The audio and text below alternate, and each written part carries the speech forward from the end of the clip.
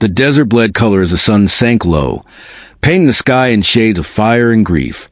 Dust hung in the air like breath that hadn't found a place to land, and the wind moved as if reluctant to stir the silence. At the edge of that silence rode a man alone, his coat trailing behind him like a memory unraveling. Sawyer Ridge sat easy in the saddle, but his eyes never rested. They scanned the horizon with the kind of stillness a man earns only after he's been hunted more than once. The bounty notice in his pocket felt heavier than any bullet in his belt. He hadn't planned to go south, not through Dead Willow Pass and into the ragged sprawl of forgotten towns. But her face had haunted him, sharp-boned, defiant, eyes like flint struck mid-spark. The woman in the wanted poster didn't look afraid. She looked like someone who'd burned the bridge and dared the fire to follow. Etta Rose Delaney. That was the name inked beneath the sketch. Wanted for robbery, assault, and inciting violence against an officer of the law. He didn't care about the charges. He'd learned a long time ago that most wanted posters were more story than truth, but the reward was real. Enough to buy him time to disappear again, time to let the world forget him. When he found her, she wasn't hiding. She was standing in the middle of a dry riverbed outside a ruined chapel, hair tangled by the wind, dress torn and clinging to sunburnt skin. Her lips were cracked, her face smudged, but she stood straight like a queen before the gallows. Sawyer dismounted slow, hand resting easy on his holster. She didn't flinch, didn't run. "Name?" he asked, though he already knew. She raised her chin. "Etta Delaney. You know there's a price on her head?" "There's a price on every woman who says no to a man in power." He studied her, lips pressed in a hard line. "I ain't here to argue justice." "No," she said softly. "You're just here to collect." A pause. The wind scraped over broken earth. Then her voice dropped, rough but steady. "Please don't harm me. If you spare me, I'll bear you strong children." The words didn't land like a plea. They landed like a challenge. A bargain forged in desperation, but not weakness. Sawyer's hand didn't leave the gun. Not yet, but his grip loosened. She wasn't trembling. That unsettled him more than if she had. She looked at him like she could see the places he bled beneath the skin, the things he'd buried behind silence and shadow. He lowered the weapon, slow. Dust swirled around them like the desert itself was holding its breath. "I ain't here to hurt you," he said finally. She gave a faintest nod, then sagged slightly, knees buckling.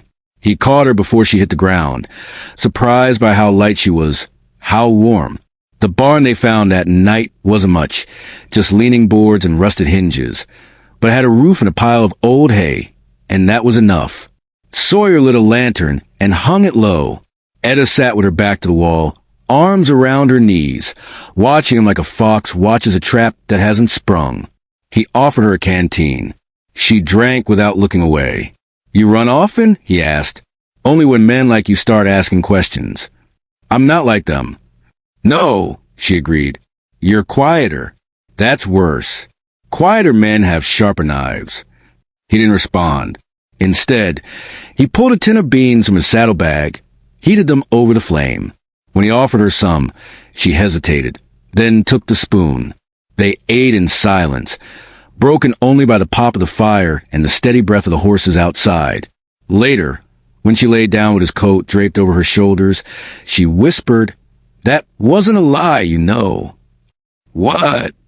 "What I said, about bearing strong children." He turned his head, met her eyes through the lantern's flicker. "I don't say things I don't mean," she added. Something in his chest shifted, an old ache stirring awake.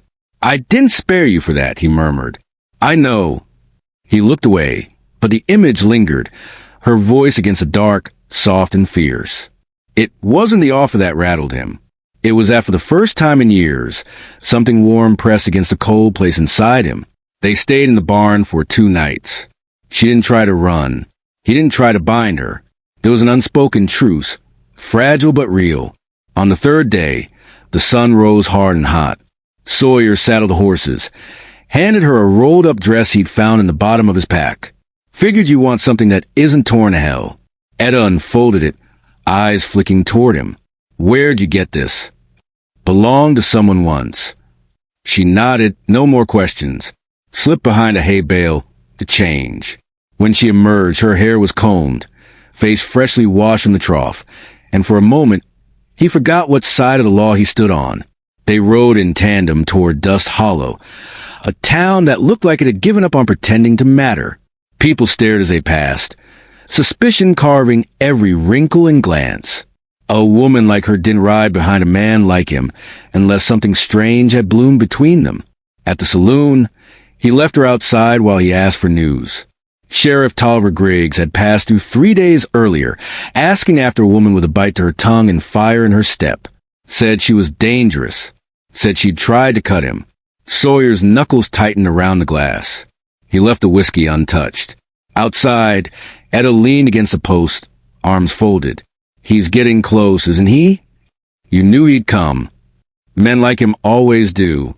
That night, they found another barn. This one smelled of sage and old leather. Rain drummed soft on the tin roof, the kind of rhythm that makes silence heavier. Etta sat near the lantern, brushing her hair out slow. Sawyer sat across from her, legs stretched, watching. You could still turn me in, she said. I could. You'd be richer. Maybe. But you won't. He didn't answer. He didn't have to.